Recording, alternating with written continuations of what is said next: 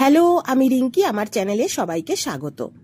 আজকে আমি এই ছবিতে তোমাদের বারখান আঁকা শেখাবো। দেখো কত সহজে বারখান আঁকা হয়ে যায়।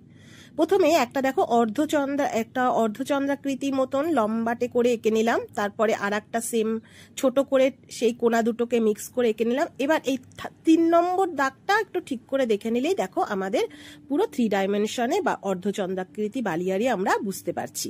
তাহলে মাত্র 3টে ঠিক করে দাগ দিলেই কিন্তু খুব সহজেই হয়ে যাচ্ছে।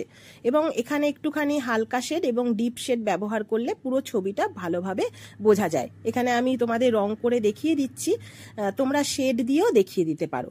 বায়ুর সঞ্চয় কার্যের ফলে গঠিত ভূমিরূপের মধ্যে খুব গুরুত্বপূর্ণ এটা বারখান, বা এর অপর নাম হচ্ছে তির্যক বালিয়ারি। তাহলে তির্যক বালিয়ারি যা, বারখানও তাই।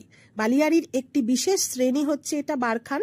উষ্ণ মরুভূমি অঞ্চলের বায়ু প্রবাহের পথে আড়াআড়িভাবে গঠিত। অর্থাৎ দেখো এখানে এই যে বায়ু প্রবাহ দেখিয়ে দিচ্ছি, বায়ু প্রবাহের সাথে আড়াআড়িভাবে এটা অবস্থান করছে, সেই জন্য এটাকে বারখান বলা হয়। বারখানের কতগুলো বৈশিষ্ট্য রয়েছে, যেমন সামনের দিক উত্তল এবং পেছনের দিক অবতল আকৃতি হয়।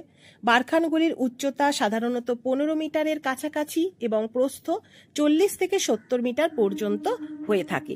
বারখানের 2 প্রান্তে অর্ধচন্দ্রাকারে 2টি শিংয়ের মতন শিরা অবস্থান করে। দেখো এই যে দুটো শিংয়ের মতন শিরাও এখানে অবস্থান করছে দেখতে পাচ্ছি।